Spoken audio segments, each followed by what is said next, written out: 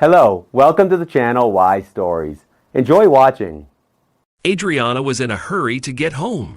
She left for just half an hour to buy medicine for little Edgar.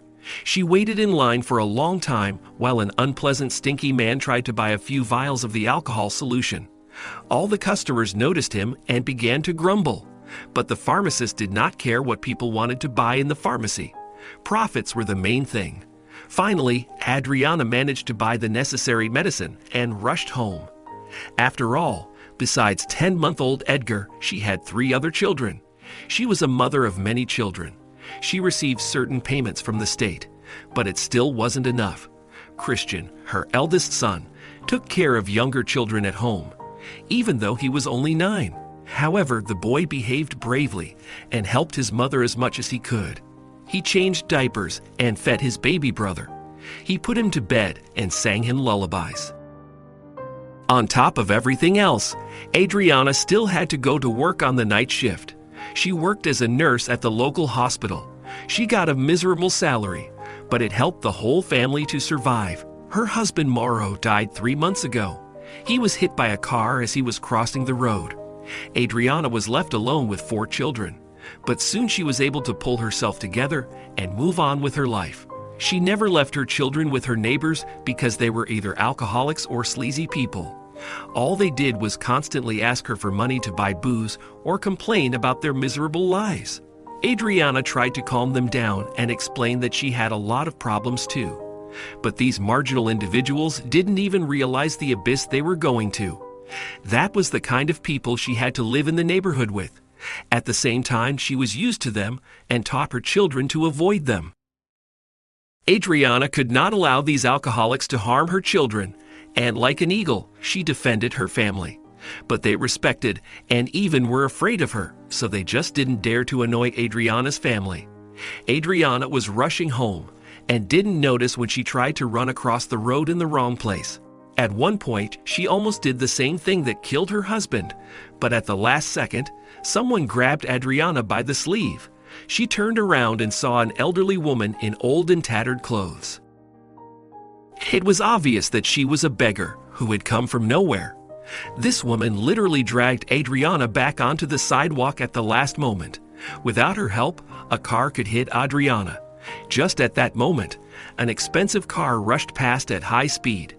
The driver didn't even pay attention to what happened, although he was well aware that he was in a residential area, not on the highway. With a short exhale, Adriana lowered her head guiltily. The woman who had saved her looked about 60 years old. To be more specific, she was old enough to be Adriana's mother. Adriana turned 32 this year. She was in the prime of her life. The stranger fixed her scarf and looked at Adriana with a heavy gaze. "Why are you running across the road so fast? Are you going to die?" she asked reproachfully. Blushing from shock, and maybe from embarrassment, Adriana quietly replied, "No, I was just rushing home to bring medicine. My youngest baby is sick, and there are 4 of them, and I have no one to look after them. My eldest son helps out, but he's only 9. The poor woman shook her head and invited Adriana to sit down on the bench near the bus stop. She didn't emit the smell that usually accompanied all the homeless people. Adriana also noticed that the woman took care of herself. Her fingernails were not dirty and her teeth were awk. It was as if by some fatal accident she became homeless. At the same time, the woman sympathized with Adriana about her difficult family situation and offered something that Adriana didn't expect. "Honey, can I help you? Are you serious?" Adriana answered, frowning her eyebrows. "Of course I am. I love kids," she replied with a smile on her face. "By the way, my name is Paula, and I am glad that I met you. Nice to meet you, and I'm Adriana. I didn't even think about it. I mean, you are. I know that I am dressed really poorly. Please don't think about it now." Paula interrupted her. "That's a long story. I'll tell you sometime. And don't be afraid of me. I won't steal anything from you, and I won't hurt the children." However, Adriana still had serious doubts about this woman because she had never seen her before and didn't even know anything about her and her life. Besides, Adriana wasn't even sure if it was her real name. What if she was a criminal, using a fake name so no one could find her later? Adriana was confused and did not know whether to accept or refuse Paula's offer. Paula was a stranger, but at the same time, the elderly eyes radiated kindness. Adriana saw an ocean of positivity in those eyes, as if the closest and dearest person was looking at her. Thoughts kept swirling in her head. What if say yes? Won't she fool me? Would I regret it? At the same time, Adriana was in a desperate situation. There really was no one to look after the children. Even her friend refused to help. Adriana had called her once and asked her to babysit them, but she said she had a promising date with an interesting man. At that moment, Adriana even thought about her personal life, which she hadn't had in a long time and was unlikely to ever have. Adriana knew that she shouldn't even dream of having a personal life until the children were adults. Adriana realized the hopelessness of the situation, so she devoted herself wholeheartedly to their upbringing. She could not do otherwise. Her conscience would not allow it. After weighing the pros and cons, Adriana accepted Paula's offer. She had no other choice, and Paula did not even mention money. It seemed as if the woman was going to babysit her children for free, and that only proved the great nobility. Paula could ask for money and not make any gesture of goodwill. But no, that did not happen. And 20 minutes later, they were at Adriana's home. The apartment was tidy, which was a sign of Adriana's meticulousness. Paula looked around and said cautiously, "It's nice and warm here." "We do our best," Adriana replied with a shrug. "Come on in, let's have some tea." Children came out at the noise in the corridor. They immediately perked up and started asking, "Who are you, miss?" "Our grandmother?" Tears came to Paula's eyes. She took a handkerchief from her pocket and wiped her face. Noticing her confusion and excitement, Adriana jokingly answered the children, "Yes, it's Grandma, just for an hour." The last word had no effect on them. They still didn't understand what she meant. The main thing they heard was Grandma. Everything else fell by the wayside. The children immediately smiled and started hugging the old woman. She almost cried again from surprise, but she managed to restrain herself. Paula looked at Adriana and laughed loudly. Adriana also began to laugh. At the same time, little Edgar received a portion of the medicine, and he felt a little better. Adriana checked his temperature just in case, and it was not critical. After giving Paula a cup of tea, she began to get ready for work and give her instructions. If Edgar's temperature rises again, give him an antipyretic syrup. "Okay, I understand. Don't worry about anything," she nodded. "I'll do everything right." "Yes, all the medicine is on that shelf." Adriana continued to explain and pointed to the shelf. "I have already fed the children, but if you are hungry, soup is in the fridge, and there are also meatballs and pasta there. Also, baby food is on the counter. Christian knows, he'll show you. You can go to work and don't worry about anything."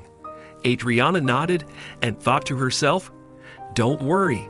They are my children, and I know you for no more than an hour." At the same time, her gut told her that she really shouldn't worry, and her heart didn't tingle in between. Everything said that Paula was incapable of hurting anyone. Therefore, Adriana could go to work knowing that nothing would happen at home. But as she walked to the hospital, she still had anxious thoughts. First of all, about the fact that life had been so hard. After her husband's death, it was not easy for her. There was no one to help her, and there was no one she knew who would support her. It was a hopeless situation that she had to cope with alone. Adriana couldn't even imagine what would have happened if she had given up. Most likely, she would have just been crushed by life's problems, and her children would be in the orphanage, simply because she would not be able to support and educate them. However, Adriana managed to avoid this, and all thanks to Mauro, who was an orphan. But he knew how to find a way out of any situation. There was a situation when they urgently needed to pay for the treatment of their eldest son. Adriana called everyone she knew at the time, but could not find the money.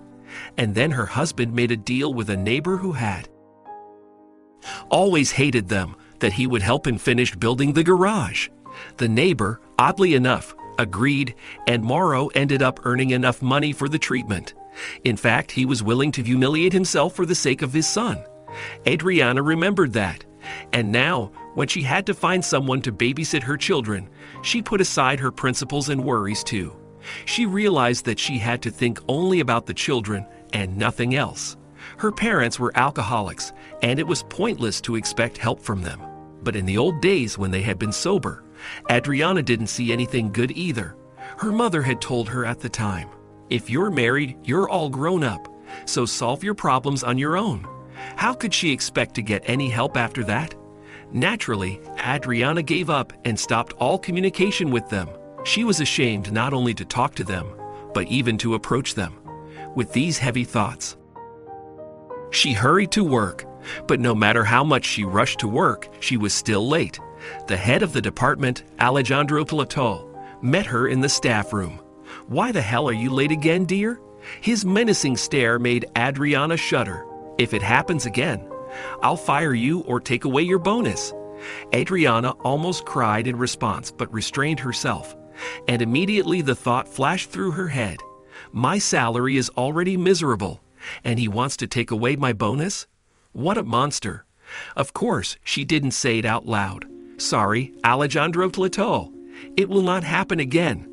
After almost bowing at his feet, Adriana snuck into the back room.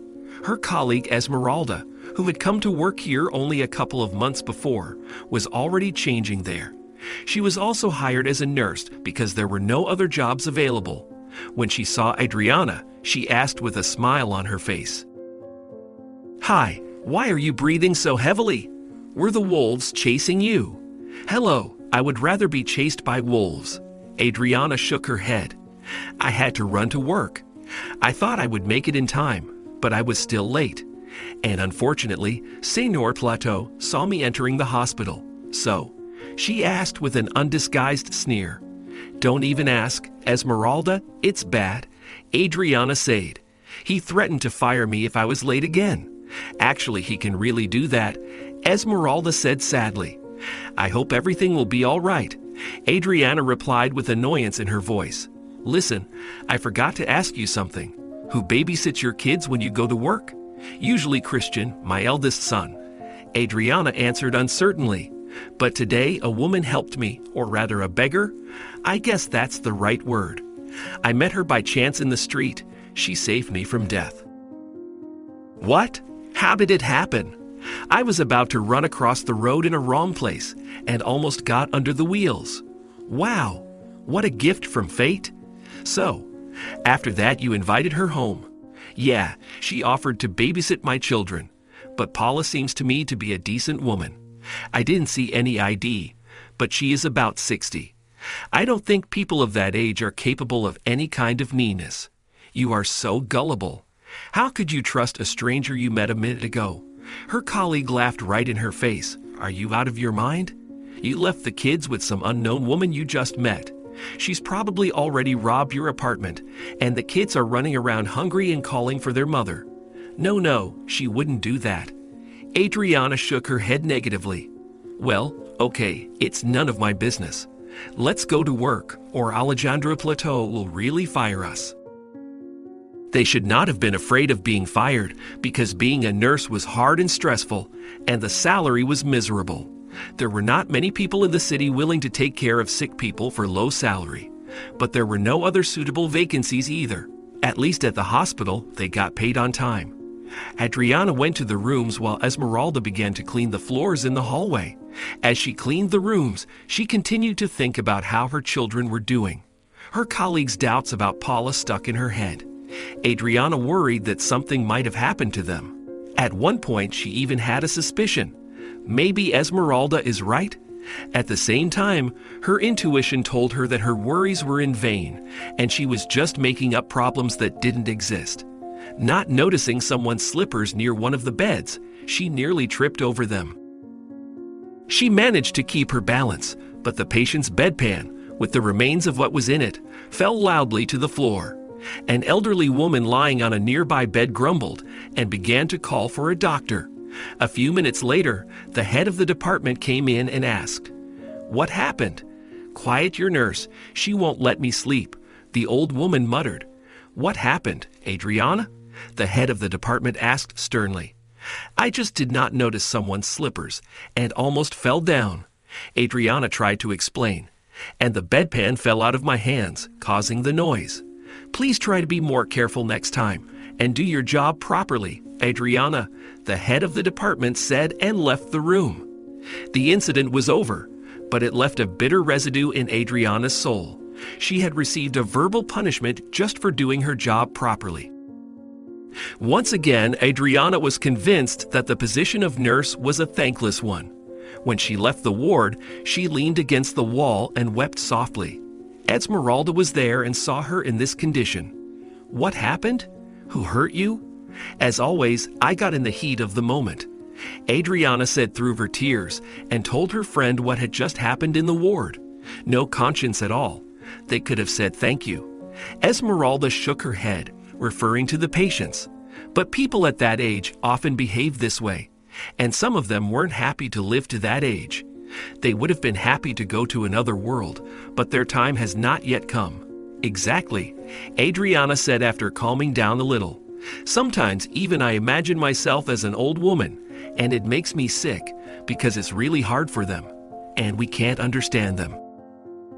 That was the end of the conversation about the incident in the ward because the head of the department appeared and looked at them intently. Esmeralda moved on to clean the floors, and Adriana continued to check the rooms. As it turned out, Señor Tlatoa liked Adriana and tried to court her. But he had children and a wife, and he dreamed of making the nurse his mistress. Adriana knew this and rejected his courtship in every way. She had no intention of becoming a mistress, and she wanted nothing to do with such an unstable man. She could not expect anything good from him.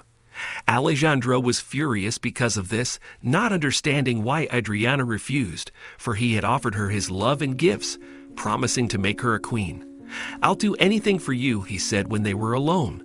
No, I'd rather be alone than with you, she shook her head negatively. Adriana only made the head of the department angry, and he was always looking for a reason to criticize her. At the same time, today she was late again. Señor Tlatoa only threatened to fire her. He continued his attempts to conquer Adriana, but the nurse didn't even dare to think about having an affair with a married man. Adriana dreamed of great love, of everything being mutual. Her favorite books were women's novels. She found solace and inspiration for herself in such books. At the same time, Adriana did not believe in fairy tales about noble princes. Only young girls believe in fairy tales. At her age, it was shameful to think about free gifts of fate. She relied only on her own strength. After going around all the rooms, she joined her co-worker, and together they cleaned all the floors much faster. After that, the nurses returned to the staff room. I advise you not to pay any attention to him, Esmeralda said as she turned on the kettle. If you are talking about Alejandro, I'd have already forgotten about everything, said Adriana. Let's better eat donuts. They are still fresh. Adriana did her job and did not notice that it was already morning. Her night shift was almost over. She glanced at her watch and involuntarily yawned, muttering to herself, "There goes another night." Did you say something to Adriana? Señor Tlatoa suddenly asked her from behind. Yes, I said, it's good to see that all the patients are doing well today. Adriana replied confidently and without hesitation. Well, that's because they are under my supervision. Alejandro tapped his chest. Adriana did not answer, only nodded her head. At the same time, she barely had the strength not to laugh. It seemed that the head of the department liked to prove that he was the best. On the other hand, there was simply no one to check his professional skills. After her shift was over, Adriana changed quickly and rushed home as fast as she could. She didn't even say goodbye to Esmeralda as she ran past, but her co-worker amusingly said it instead of Adriana. Goodbye to you and goodbye to me. Esmeralda smiled and walked out of the hospital building too. Her heart nearly jumped out of her chest as she ran home. Adriana was so worried about the children. She didn't know how they had spent the night, especially since they didn't have a phone. At the same time, Adriana hoped that Paula had done nothing wrong. Something told her everything was all right, but she couldn't calm down.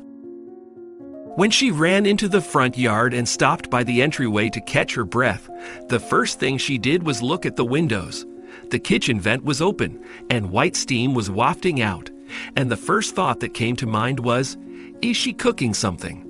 And what was her surprise when she came home and saw hot pancakes on the table? The children immediately came rushing out of their rooms.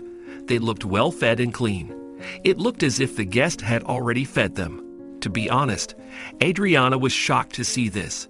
"You are a magician, Paula." The eldest son, Christian, brought the youngest Edgar in his arms and proudly said, "Mom, he's better. He doesn't have a fever anymore." Adriana touched his forehead and was surprised to find that it was not hot. "This morning he had a fever," she shook her head. "I made him an herbal compress. Well, the syrup came in handy too, but traditional medicine was better." "I don't know what to say," Adriana said, confused. "I thought it would be clutter and mess." "Is that what you wanted to say?" Paula asked. "Well, not exactly, but something like that," Adriana nodded. "I can't believe my eyes now." "Don't look so surprised. I promised you it would be all right," Paula said with her head tilted to the side. "Sit down and enjoy the pancakes. By the way, I fed the kids, but if they want more, there's enough for everyone." Adriana couldn't help but cry, and then she hugged Paula. "You are my guardian angel." These words were like a balm to Paula's heart. After calming down a bit, the women sat down at the table for tea and pancakes. They were so delicious that Adriana didn't notice how she ate 3 pancakes in just a minute. After satisfying her morning hunger, she cautiously asked, "Excuse me for asking, but how did you end up in this situation?" "You know, Adriana, there's not much to tell," Paula shrugged. "I don't remember much. I woke up in a ditch without ID or money. It was almost a year ago. I had a wound on my head, and I could hardly stand up. What a horror. Wasn't there anybody around?" Adriana asked with regret in her voice. "Well, some tramps picked me up and took me to their shack. They gave me some new clothes because mine was in a bad condition. I do not know how long I was in this ditch, so I put on what they gave me. There was no other choice." "How did this even happen?" "I don't remember, Adriana. I don't remember anything at all." Paula shook her head. "Did you try to go to the police?" Adriana continued to ask, "Are you kidding?" "Of course. I came there and explained my situation, but they wouldn't even accept my report. I do not understand. It is their responsibility." Adriana was surprised. "There was a policeman there. He told me to fuck off and also said that I interfered with him helping decent people. Tell me, Adriana, am I not a decent person and not worthy of respect?" The woman cried again, and then Adriana gave her a handkerchief. "You are a good person," she reassured Paula. "You just met a soulless, inhuman cop. It happens, you know, if you're not a relative or a friend, they will not be in a hurry to help you. Probably. That's why I left without getting any help." The woman shook her head. "I feel sorry for you because you were a hostage to the circumstances. And as for the police, it's just a system that can't seem to be eradicated." Deep in her heart, Adriana was not just sympathetic. She was angry that Paula could not get any help. The woman had lost her memory and was on the margins of life. After reflecting on her problems, Adriana suggested, "Stay with us, there is enough room. I think the kids would be happy if you stayed with us." "Are you sure about this?" "I only wanted to help a little," Paula asked cautiously. "I am very grateful to you, so I ask you to continue to babysit the children." Adriana insisted. "I work in shifts as a nurse in the hospital. Children are often left alone." "I understand." "I agree." Paula nodded. "Especially since I have nowhere to go anyway. But it's too early to give up on yourself," said Adriana. There was a happy smile on Paula's face because now she could live in normal conditions and no longer waste time looking for food. Having agreed on what needed to be done and at what time, Adriana continued to work calmly. The head of the department still tried to flirt with the nurse, but always ran into a wall of aloofness, as if he were banging his head against it. Adriana didn't want any relation with him, so she tried to avoid Señor Tlatoa. At the same time, her co-worker Esmeralda did not stop teasing about the beggar. One day they were in the staff room, and she asked, "Well, hasn't she stolen everything from the apartment yet? My God, where did you get that idea from?" Adriana said grudgingly, "She and I are completely idyllic. I've never met anyone who could help like that before. No wonder there are many such people everywhere." Esmeralda retorted with a shrug. "Well, name one person who would help you," Adriana suggested. Esmeralda hesitated to answer. "You see, I don't think anyone is willing to help out like that without expecting a benefit." My friend, you're right," Esmeralda agreed. "And I'm sorry I talked to you about that beggar woman like that. Her name is Paula, and she's old enough to be your mother too." Adriana corrected her. "Life has already brought her to the bottom. She's having a hard time. At least let's not gossip." Okay, I'll shut up." "Great, let's get to work." Adriana tapped her on the shoulder, and they went off to do their chores. Esmeralda was no longer trying to tease Adriana and make jokes about Paula. On the contrary, she wondered how she was doing. Her co-worker seemed to feel sympathy for her too, especially since Adriana had told her that Paula had lost her memory. Esmeralda even brought some clothes for Paula. Esmeralda's mother died 6 months ago, and she had a lot of her clothes. She did not dare to throw them away, and the universe helped find the person who really needed it. Paula thanked Esmeralda and invited her for dinner. Surprisingly, Paula was a wonderful cook, except that she could not remember where she got that skill. 3 weeks had passed since her arrival at Adriana's apartment. During this time, Paula fully adapted to normal life. In addition, the children also got used to her, and strangely enough, they called her Grandma. They thought she had been away for a while, and now she was back, but their mother did not even think of disproving their assumptions, so they lived like one big family. But soon something terrible happened that knocked everyone out of whack. The doctors diagnosed Adriana's eldest son with heart disease.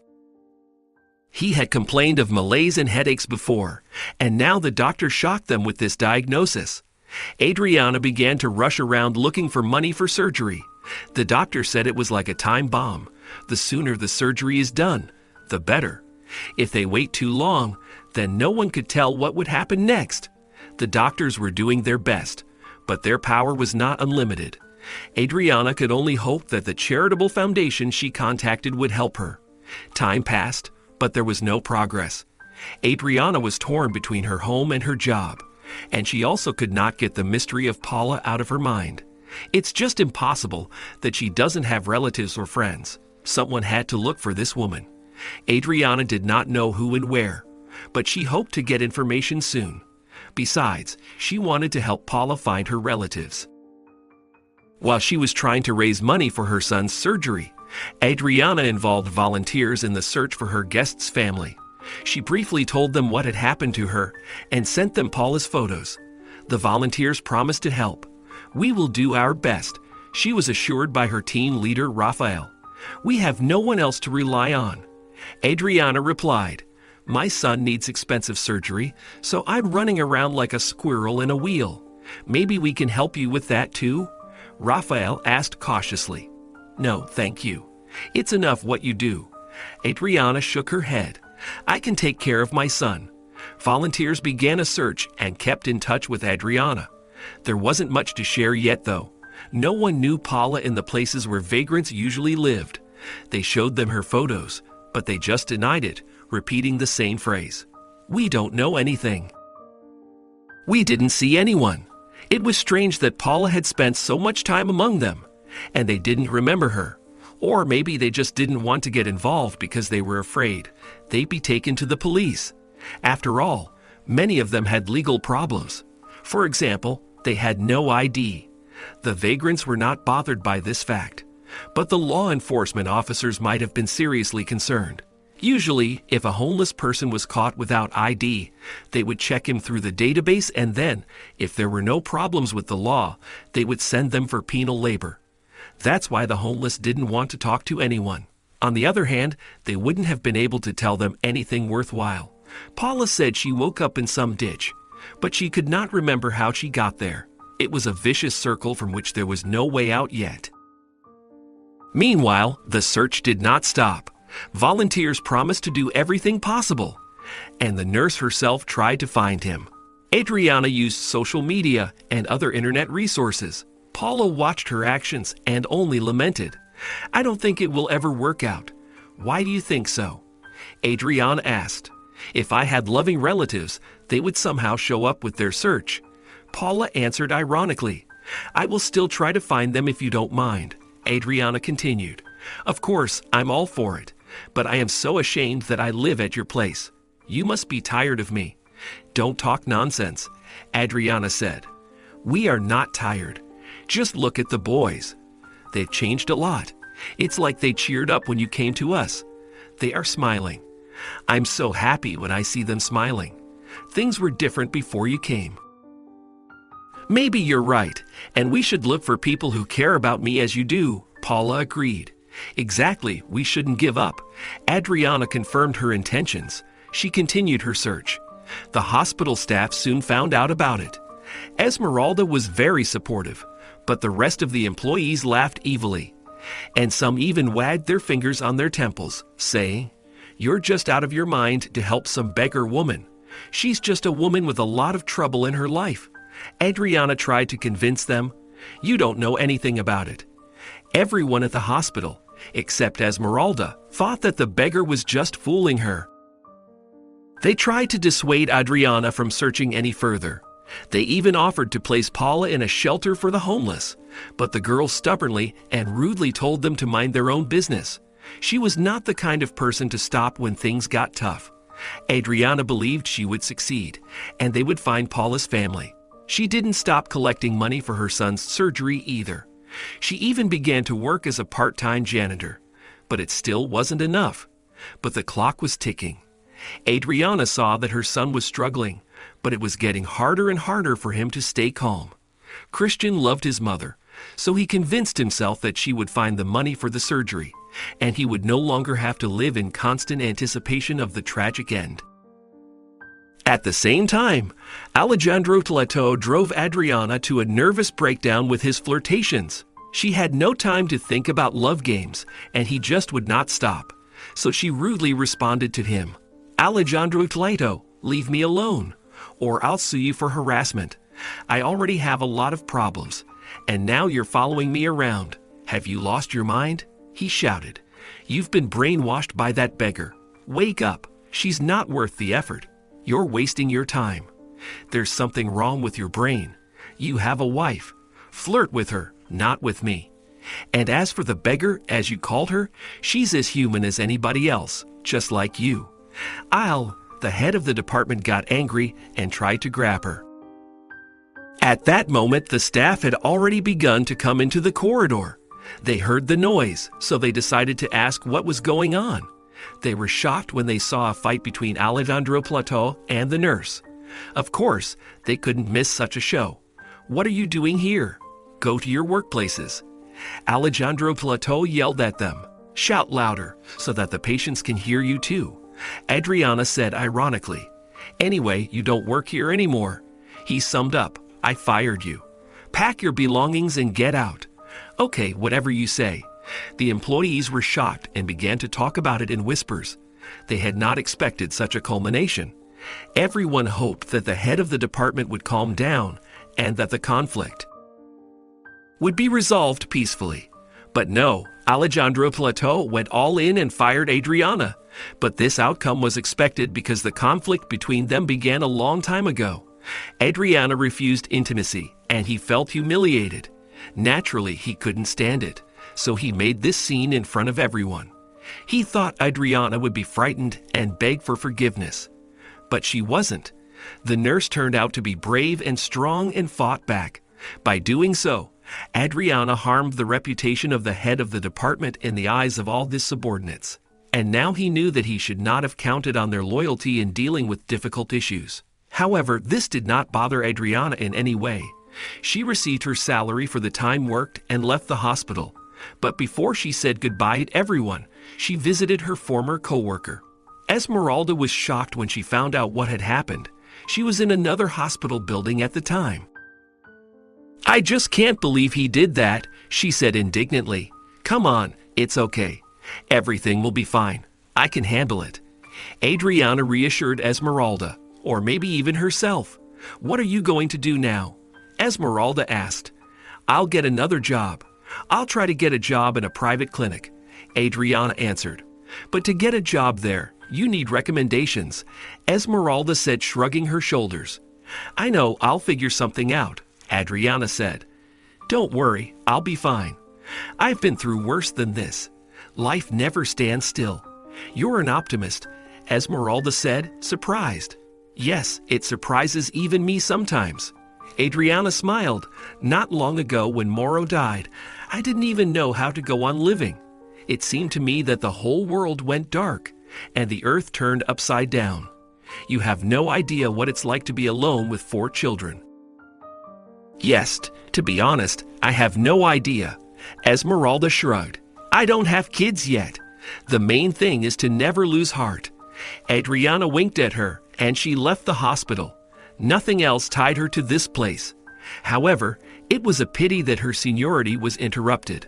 On the other hand, Adriana had a whole heap of problems that needed to be dealt with urgently. The other day she heard from volunteers that they had found some information. Realizing she would have to talk to the family, Adriana went to the volunteers, but they only provided the address of Paula's son. And it turned out he was looking for his mother, but Santiago lived 90 kilometers away from here in a neighboring city. So Adriana had a reasonable question. Why couldn't he find her? Well, we don't know. We found him by chance. How so? Well, Santiago went there to leave a cat in the shelter because the cat missed its mistress and was causing a lot of trouble. What does the cat have to do with anything? Adriana asked. It was Paula's cat. Rafael continued. In the shelter, Santiago had shared his problem with one of the employees, so we found Paula's son through him. Wow! If he hadn't come to the shelter with a cat, we still wouldn't have found him. Exactly. Nodded Rafael. Here is Santiago's address. Go and tell him the good news. We didn't want to do it instead of you. We thought you would make a surprise. It really will be a surprise. Adriana agreed. Thank you guys, I owe you one. Well, we were also interested in participating in the search and finding out the truth, Rafael said.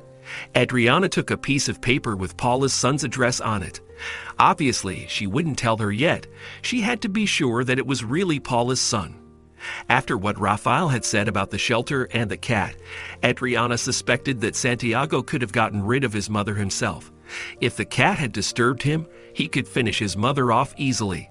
But why didn't he just send her to a nursing home?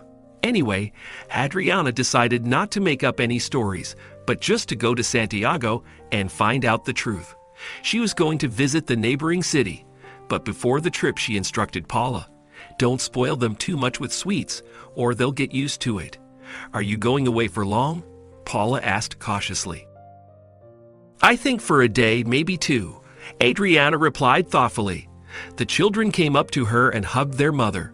She smiled back at them and kissed each one, but she hugged the youngest Edgar and the oldest Christian the longest. The boy smiled too, only Christian's smile was a little strained, but he pretended like everything was fine because he didn't want to upset Adriana. She waved goodbye to them from the cab, and then sadly lowered her head and cried. At that moment, it felt as if all her problems suddenly came crashing down on her head. Under the weight of gloomy thoughts, she went to the train station to take the first train to the neighboring city. It took her about 3 hours to get all the way there. Around 2 in the afternoon, Adriana arrived at the address. It was a luxurious 3-story house. It even looked like a palace, because Adriana had never seen such beauty before. The owner was probably an art connoisseur and a professional designer. Shivering, as if it was freezing outside, Adriana approached the door and rang the bell. After a few minutes, footsteps were heard and a man in his 30s appeared on the threshold. He looked at Adriana and then jerked his chin as if to ask who she was and what she wanted. Adriana was confused for a few seconds, but then she pulled herself together and took a picture out of her purse. The owner of the house was shocked when he saw the picture. Where did you get it, and where is my mother? His hands were shaking. "She's fine. She's with me," Adriana answered. "But I wonder how Paula ended up in another city." "Paula Aguilar," he corrected her. "Oh yes, I didn't know that," Adriana answered. "Aren't you Santiago?" "Yes, and how do you know my name?" The man answered in confusion. "It does not matter. Kind people helped me," she said. "By the way, my name is Adriana, and I found your mother, or rather we met by chance. Come inside, let's talk." Santiago invited her and let her go ahead. Adriana went inside and was even more surprised. The beauty outside was just flowers. The real luster was in the interior decoration of the house. There were antique pieces of furniture and paintings, and marble tiles on the floor. The owner of the house obviously knew a lot about how to arrange his home in a cozy and comfortable way. Noticing the confusion of his guest, he cautiously said, "I inherited it all from my father. He was a connoisseur of antiques." "I see." Adriana nodded. "I thought that you bought it all." "No, I'm just a middle-class businessman," he said. "My father didn't go into business, but I got into it. He did what he liked, and I do business." "That's great," Adriana said, "but I can't understand one thing. How did your mother disappear?" "It happened a year ago." Santiago began the story. "I bought my mother a ticket to the sea. She wanted to go to the southern coast. But soon after she left, she disappeared. She didn't answer the phone. And I didn't know what to do."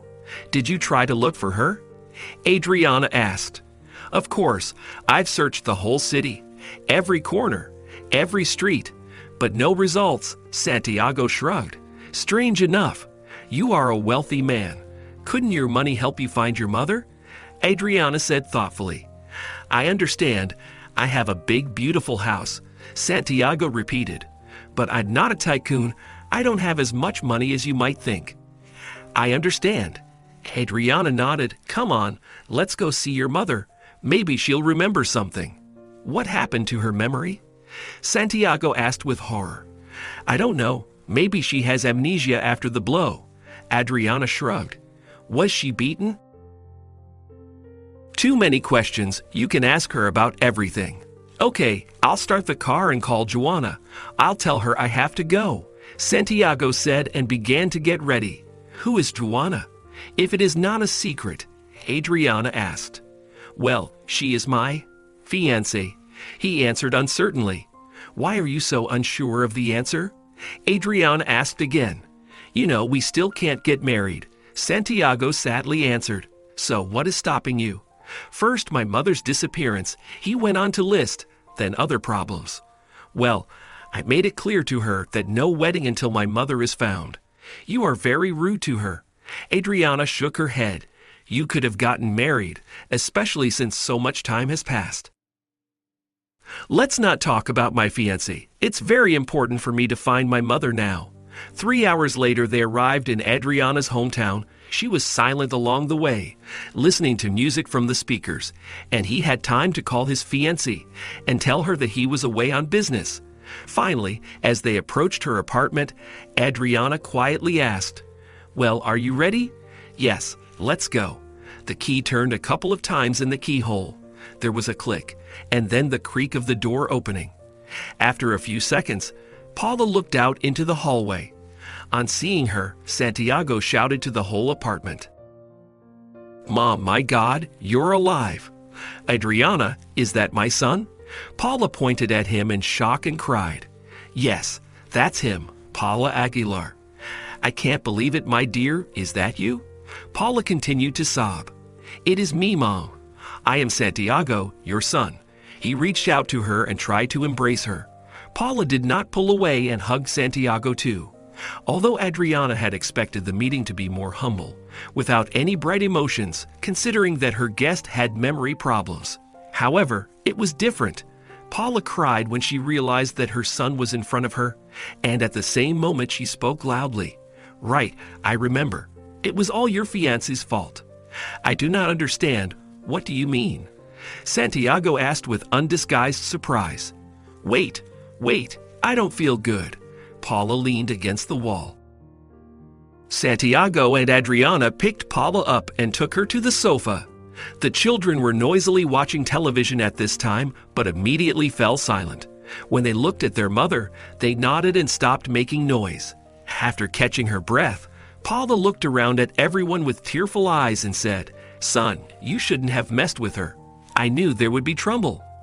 The stress of seeing him had caused her to remember the events of a year ago. It turned out that Paula really went to the coast. She wanted to relax on the warm sand and sunbathe in the southern sun. Santiago had bought a ticket to a nice hotel, where the beach was only 5 minutes' walk.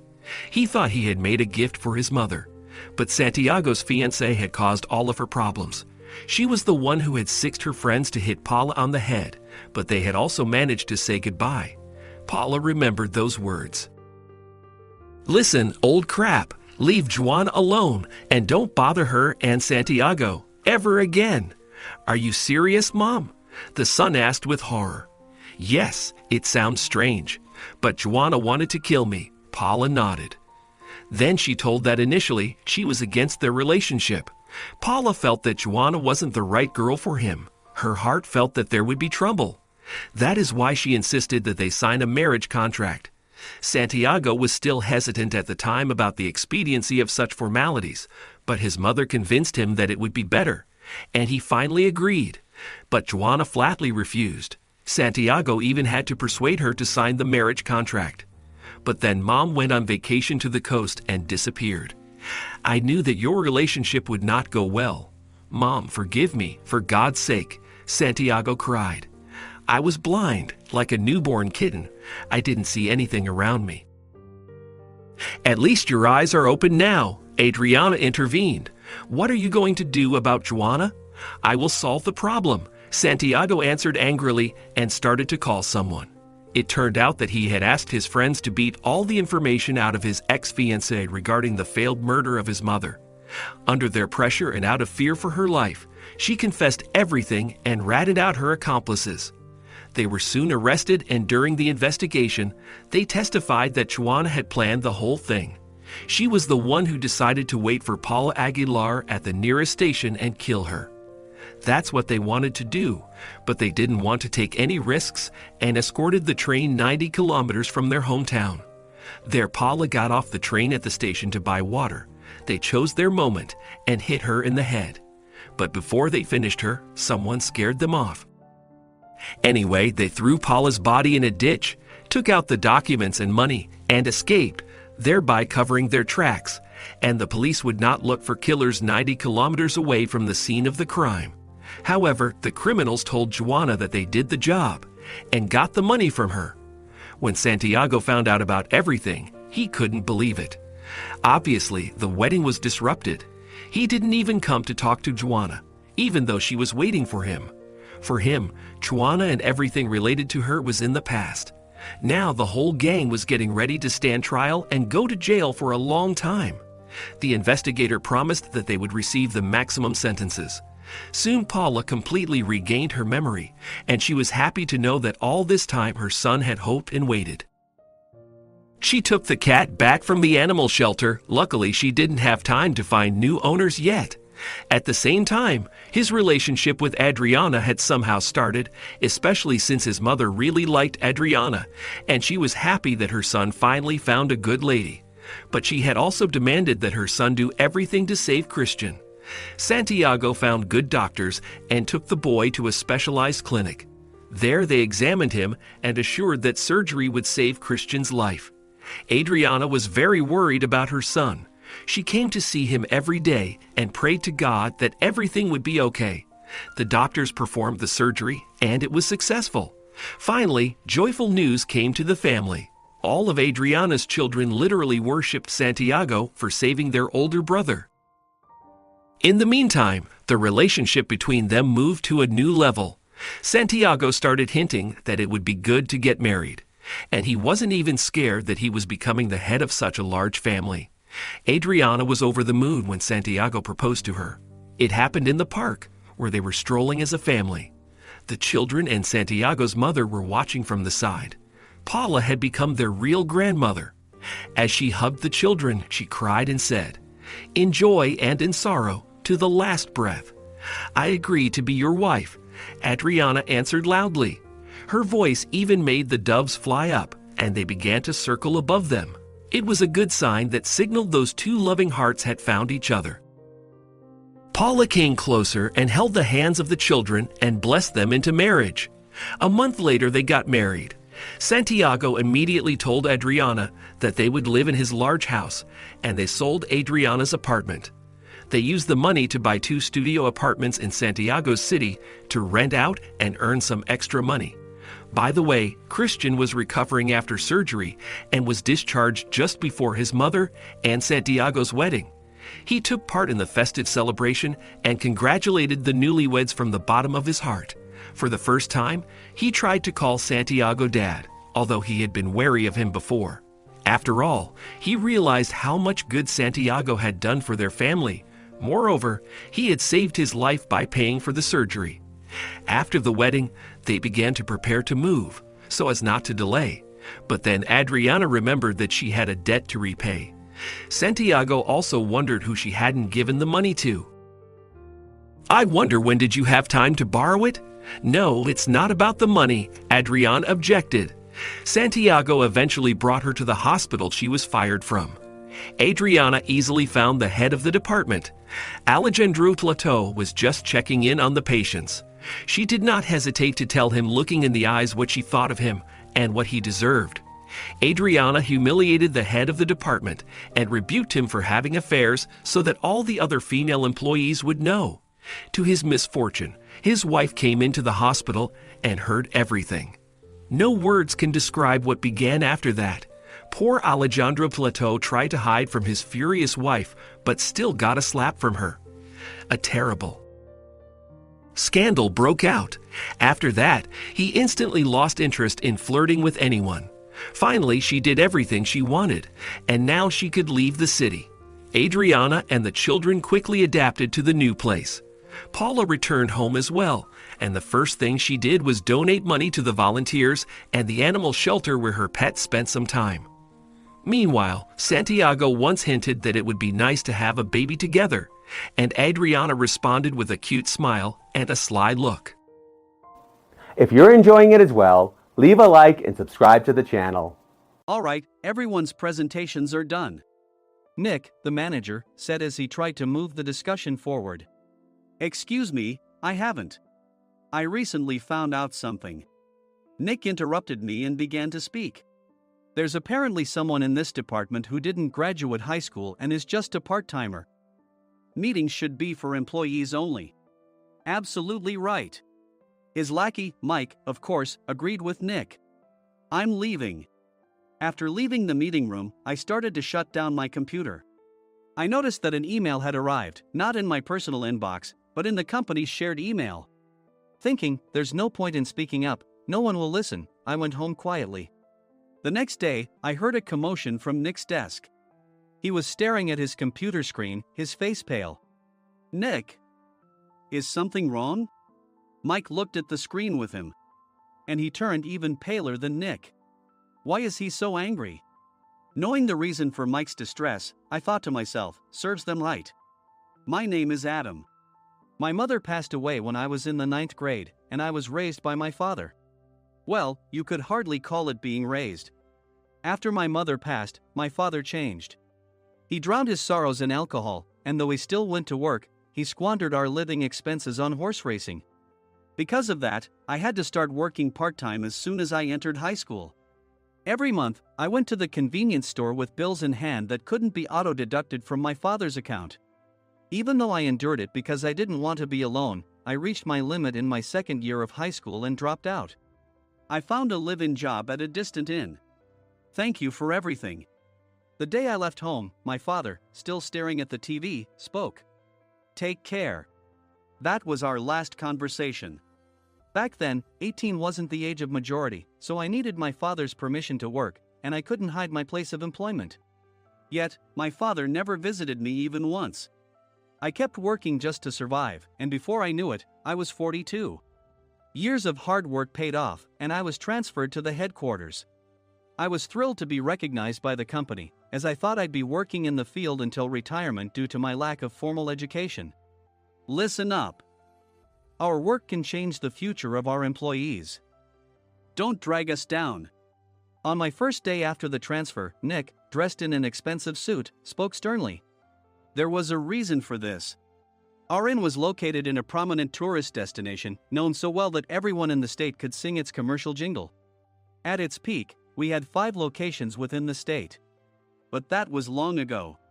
Due to financial difficulties and aging facilities, only the place where I had worked for many years and the original establishment remained. I was prepared to lose my job anytime, but now there was a glimmer of hope. With the rise of social media, the tourist area where the inn was located started gaining attention again. Depending on how hard the sales department, where I was transferred, worked, we could either thrive or be forced to give up this prime location to the new hotel chains continuously popping up. For Nick, who had switched careers from another industry to strengthen our sales, this was a battle he couldn't afford to lose. I understood why he had to be strict. I will do my best. Nick sneered at my enthusiastic declaration. Did you not hear what I said? I'm sorry. I thought I was listening carefully. Out of habit from years of customer service, I apologized reflexively, though I had no idea what had offended him. Someone was watching me with a smirk. In this department, there are those who are expected to excel and those who have been shoved here because they have nowhere else to go. You are the latter. It was Mike, the section chief. He's 7 years younger, at 35. But he was called to headquarters much earlier than I was and had been moving around within the headquarters ever since. I'm not jealous, but I can't accept that he's my boss. Graduating from a prestigious university, he has an unusually high pride and caused many problems as a newbie, making things very difficult for me when I was the front desk leader. When I found out Mike was transferred to the sales department a month before me, I was disheartened. Mike is right. With just a middle school diploma, there's not much you can do. Don't even think about achieving results. As if I didn't exist, Nick remarked, I'm thirsty. Mike eagerly ran to the coffee maker. It seems Mike is Nick's lackey. I regretted being happy about my transfer to headquarters, wishing I had stayed on site forever. Send a direct mail to every company on this list by the end of the day.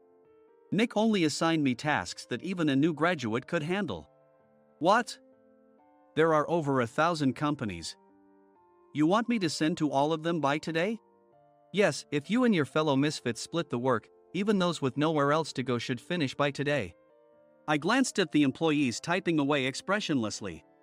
They were worn out from customer service, only thinking about leaving on time, or were women reassigned after having children, with zero motivation for work. Even Sam, a new graduate from the same university as Mike, who was supposed to be among the expected achievers, had no enthusiasm for the job, having joined the company wanting to do customer service. I don't care what they say, I plan to quit anytime, he said. Only Nick and Mike were highly motivated, making all the decisions between the two of them. I originally only wanted to work at the inn to survive and had no particular attachment to this job. I swallowed my words, thinking I had no right to reprimand them. About a month after the transfer, Nick told us with a frustrated look. To commemorate the 50th anniversary, we've decided to create a plan exclusive for one group per day. Originally, Mike and I were supposed to come up with it, but our president, Mr. Thompson, insists on hearing everyone's opinions. So, you all get a chance. As Nick explained, Mike began handing out prints. Make sure not to embarrass Nick. If your ideas are half-baked, you'll have to redo them. It seemed that they had printed his handwritten notes by Mr. Thompson, which included several questions and a section for free responses. It made sense why Nick had to seek our input, given that all responses had to be submitted to Mr. Thompson. We were given a week to think about it, and a meeting was scheduled to compile our ideas. My plan is to let guests enjoy both the old and modern America. Nick began the presentations.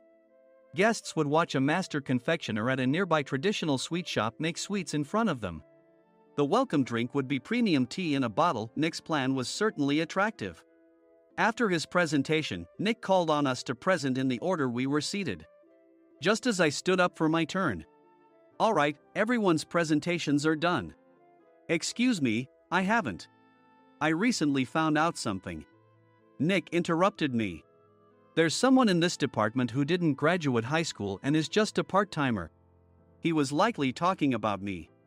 I joined the company as a part-timer and was made a full-time employee when I turned 20. That was 20 years ago, so Nick and Mike probably had no chance to know until recently. Meetings should be for employees only. Absolutely right. After that, Nick kept creating opportunities to solicit everyone's opinions, purposefully excluding me from speaking. The meeting unexpectedly heated up and went past the scheduled end time. A few people asked to leave, and the discussion continued with the remaining few. Still here? Normally, you'd leave in that situation. Though I had no attachment to the job initially, hearing kind words from customers made me want to make them happier. For someone like me, with nowhere to go, the inn was my home and customer service was my life. I felt pathetic about my current self. I'm leaving. I left the conference room and started shutting down my computer. I noticed an email had arrived, not in my personal inbox, but in the company's shared email. Thinking no one would listen to what I had to say anyway, I quietly went home. The next day, while preparing the DM as instructed, I heard a commotion from Nick's desk. In his haste to stand up, he hit his knee on the desk. He stared at his computer screen, his face pale. "Nick! What's wrong?" Mike, thinking he should be the first to rush over, approached Nick while still wearing his coat. He peered at the screen with Nick. And he turned even paler than Nick. Why is he so angry? Who is responsible for this company? Nick, more irritated than ever, asked, and Mike answered without checking. Probably Sam. Sam wasn't there because he was attending a morning training session for new hires. Nick gave up on getting angry and returned his gaze to the screen. They were looking at an email that arrived right after the end of the working day yesterday. Apparently, no one, including me, had checked it before leaving. The email was from a large company that used us for their annual employee trips. The president and executives of that company also frequently used our services personally. President of the company, Mr. Mason himself had declared that neither he nor his company would ever use our services again. Well, some companies cancel their employee trips or stop using our services due to financial struggles. Let's just move on. Mike kept wiping the sweat from his forehead with a handkerchief. Knowing why Mike was so agitated, I quietly watched their interaction. Do you know how much revenue we get from that company? We can find other guests to fill the rooms, but we'll lose the banquet costs, gift shop revenue, rental car fees, and more. Moreover, the gifts were supposed to be prepared by the traditional confectionery shop involved in Nick's proposed plan. If it's known that we incurred such a huge loss at this critical time, Nick's position in the company would be jeopardized. Nick took a deep breath, seemingly trying to calm himself. All right, Mike. Go to New York right now and apologize to Mr. Mason. What? You're coming with me, right? I have urgent work to do. I trust you, which is why I'm entrusting this to you. Please. Mike, believing Nick's sincerity, agreed with a determined look on his face, saying, yes. That's Nick for you. Even if Mike went to apologize, Nick would shift all the blame onto him if the client didn't change their mind. Well, it was Mike's fault to begin with, so it served him right. About 3 hours later, Sam answered a call from somewhere and repeatedly apologized, saying, I'm very sorry. Everyone watched to see what was happening. After ending the call, he informed Nick with a weary tone. When Mike arrived at the client's company, he only made things worse, further infuriating Mr. Mason. He was demanding, get his boss here immediately. It was no wonder Sam was exhausted, dealing with such a call right after returning from training. What is that idiot doing? All right, Adam, you're coming with me. If sacrificing Mike didn't work, then I must be next. Normally, I'd want to refuse at all costs, but I saw an opportunity in this situation. If I can be of assistance, I'd be happy to join you. I immediately followed Nick, and we flew to New York. When we introduced ourselves at the reception, it became clear how serious the situation was. As the receptionist personally escorted us to the president's office. Angry voices leaked through the door, making both Nick and me uneasy. Excuse me. I'm Nick, the supervisor. I understand my subordinate has caused you trouble, and I deeply apologize. Nick, with his experience in the corporate world, knew enough to offer an apology before excuses. However, his customer service skills left much to be desired. I sighed as I saw Mike trembling like a small dog in the corner of the room. "What kind of training are you giving your subordinates?" Mr. Mason glared at Nick with a red face. The intensity of his gaze made even Nick take a step back. Regrettably, I joined this company only 2 years ago and was unaware of Mike's issues. I should have identified his shortcomings sooner. Indeed. I should have realized sooner. No sensible person would come to apologize and then give a lengthy presentation on the drawbacks of not using their in. Nick froze, his mouth slightly open. Suspecting the worst, I picked up the documents that had fallen to the floor. It seemed Mike hastily prepared these documents on the plane, listing the disadvantages. Disadvantage 1: if you change the venue for the company trip, employees might suspect it's for cost-cutting reasons, leading to a negative impression. Reading it aloud half-jokingly, Nick snatched the papers from my hand and checked the contents with a furious expression.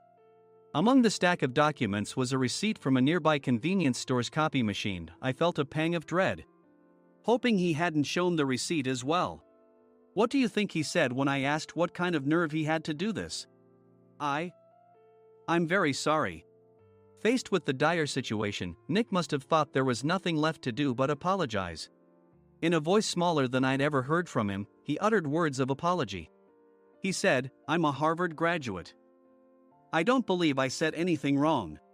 "Mike, what have you done?" Forgetting his plan to pin the blame on Mike, Nick yelled loudly, even in front of Mr. Mason. "I didn't do anything wrong." "You're still saying that? Look at him." Mike pointed at me with a shaking hand. "I was assigned to headquarters in my 20s and now I'm a section chief. This guy only made it to headquarters at 42. Everything I've done proves I was right. So why are we losing the contract?" Having said his piece, Mike collapsed to the floor. "Of course. You were sent there because you had nowhere else to go." Mike never expected to hear such words from someone he looked down upon. He lunged at me, and Nick hurriedly stepped in to stop him. "Mr. Thompson told me Mike is a quick thinker, and to take good care of him." There's no way he was pushed aside. "Don't make things worse here." "He didn't say quick thinker, he said only quick-witted, didn't he?" I don't remember that part." I recalled the many troubles Mike caused when he was a newbie. When Mike was on the front line, his pride was so high that he never apologized to customers. Customer service, especially in our job, doesn't work alone. It brings both good and bad situations. If the front staff or housekeepers made mistakes, or the cleaning company didn't properly clean a room, one had to apologize to the customers regardless of personal fault. Mike, in such situations, would never apologize, insisting he wasn't at fault. This often angered customers, and as the front desk leader, I frequently had to apologize on his behalf. He caused complaints and disrupted operations, which is why he was quickly moved to headquarters. In departments where he didn't interact directly with customers, his quick thinking was beneficial and things went well. But it seemed his flaws were starting to show. Corporate reservations are supposed to be entered into the system by the sales representative.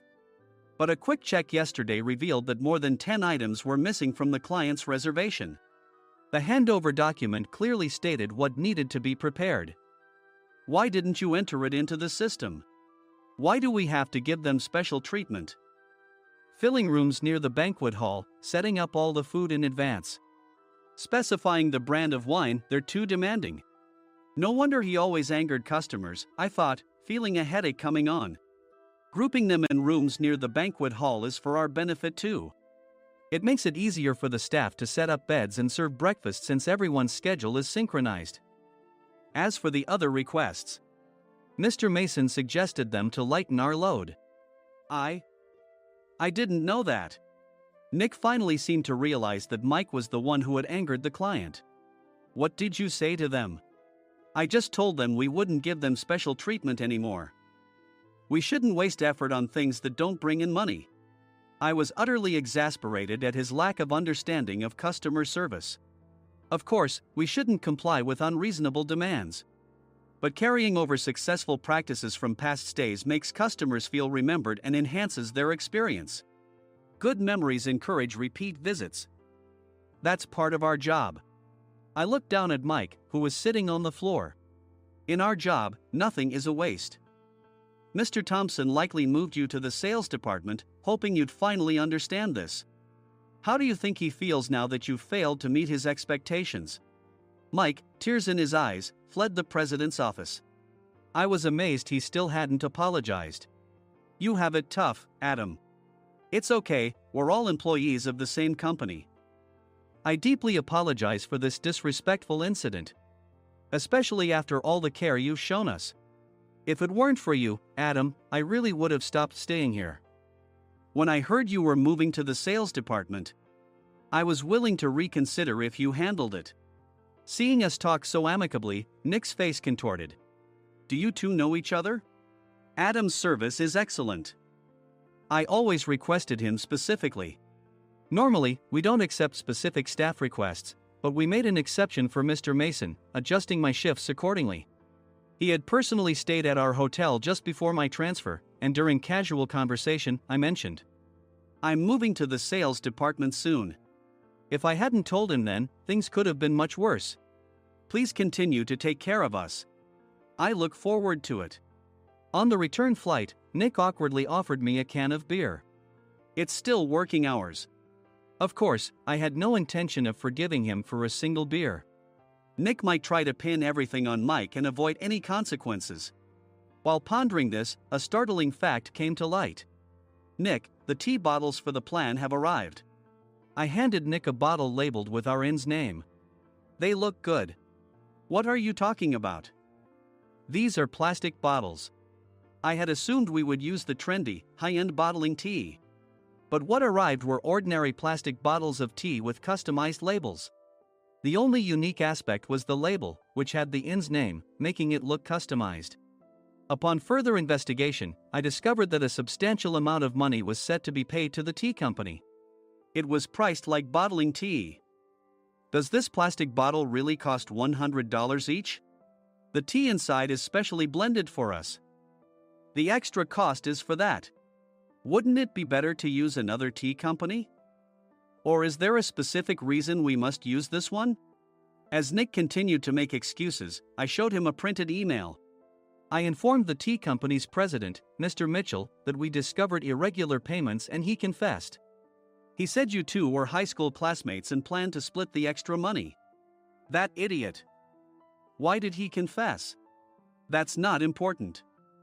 You should worry about yourself. This could turn into a police matter. Opening the bottle cap, I suggested. How about calming down with this tea? It supposedly has a relaxing effect. Nick drank the tea frantically. In the following days, decisions were made about their fates.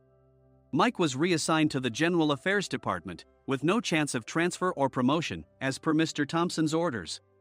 As for Nick, since the payment to the tea company hadn't yet been made, he narrowly avoided legal trouble.